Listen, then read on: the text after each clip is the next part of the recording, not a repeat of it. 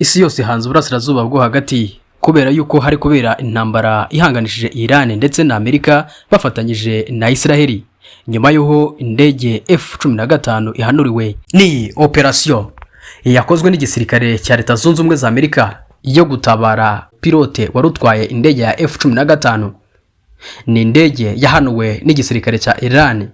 Bivuga yuko uyu mupilote atari wenyine, hari n'undi ariko kandi umwe bikarangira bamufashe. Undi rero yakoze igikorwa cyo kwihisha mu buryo bukomeye cyane, rafite n'imbunda. Perezida Donald Trump yavuze yuko igikorwa cyo gushakisha uyu mupilote ngo byagenze neza kandi byakozwe kinyamwuga. Biravugwa yuko rero uyu musirikare yarari gushakishwa n'abasirikare benshi ba Iran. Mu butumwa Perezida Trump yashyize ku rubuga rwe rwa Social Truth yavuze ko uyu mupilote wari wakomeretse ariho ahigwa bikomeye cyane n'abasirikare benshi ba Iran kandi ngo bageze hafi ye. Yongeyeho ko ari umukoloneli ukomeye cyane kandi wubashywe. Nta makuru menshi yamenyekanye y'uko umwirondoro w'uyu musirikare. Iran yatangaje ko muri iyo operation indege za gisirikare za Amerika zari ziri kumushakisha ngo zimutabare, bazirasiye mu kirere.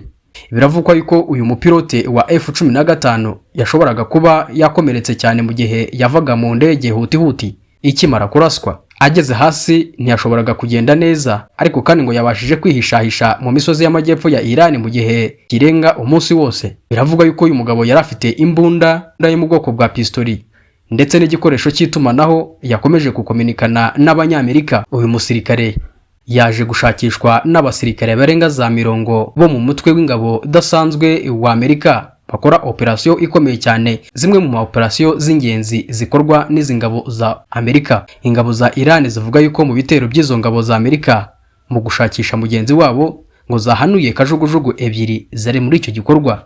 Mu itangazo ibiro by'umukuru w'ingabo za Iran yavuze yuko bahanuye indege ebyiri zitwara abasirikare za C-130 na kajugujugu ebyiri za Black Hawk zose z'ingabo za Amerika. Amashusho yashyizwe ahagaragara ku mbuga nkoranyambaga yerekana ibisigazwa by'indege za gisirikare zo muri Amerika zarashwe na Iran.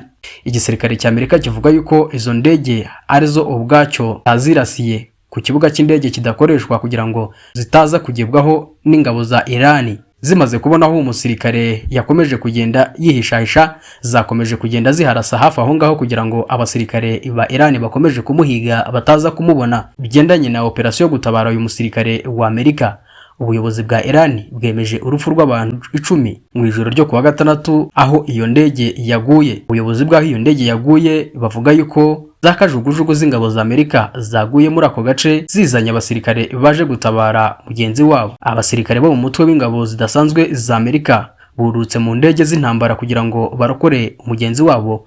Amerika ivuga ko uwo mupilote bagenzi be bamaze kumugeraho bamujyana muri Kuwait kugira ngo ajye kwitabwaho ahabwe ubuvuzi bw'ibanze. Umwe mu bakuru mu buyobozi bwa Trump yabwiye ibitangazamakuru ko CIA yagize uruhare runini cyane mu kurokora uyu mupilote. Mbere yo kubona uwo mupilote, CIA yari yakoze operation yo gukwirakwiza amakuru y'ibihuha cyangwa se ibinyoma ayobya Iran kugira ngo ingabo za Amerika zize kumugeraho kandi zimubone zimukureyo biciye ku butaka. Uwo muyobozi yabwiye ibitangazamakuru ko igihe operation yakorwaga amakuru ayobya yariho yari kirimo gukoresha ubushobozi bwayo bwo gushakisha neza aho uriya musirikare yaba aherereye. Nyuma yo kubona neza aho aherereye, yabwiye ibiro bikuru by'ingabo Pentagon na White House nk'uko uwo muyobozi yagiye abitangaza. Nyuma yo kubibwira abayobozi ba Pentagon, bahise boherezayo abasirikare bakomeye cyane bo mu mutwe udasanzwe kugira ngo bajye kumurokora. Ku wa gatandatu igisirikare cya Iran cyatangaje ko cyahanuye indege ya A-10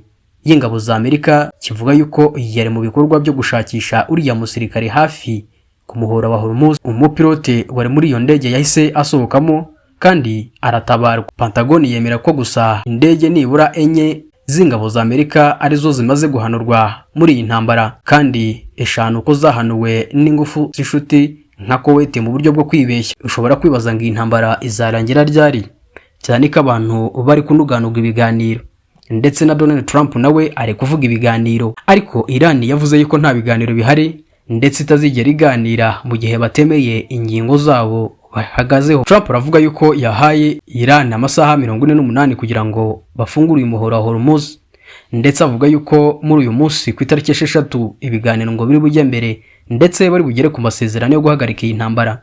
Ni intambara yatangiye muri Gashyantare ku itariki 28 ndetse imaze gufata intera bikomeye cyane, ndetse yuko Amerika ikomeje gusa nk'ishaka kuva muri iyi ntambara ariko bikayinanira. Ibitoro ku isi hose byabuze, byaba ku mugabane wa Aziya, Afurika ndetse no muri Amerika. Ni ibintu byabaye ikibazo cyane, ibihugu byamaze gufata ingamba z'ukuntu byabungaminga gakeya bifite. Ukore subscribe niba utarayikora, niba uramaze kuyikora reka ngushimire cyane, warakoze. Ahangaha niho uzajya usanga ibiganiro ndetse n'amakuru akomeje kuvugwa hirya no hino ku isi.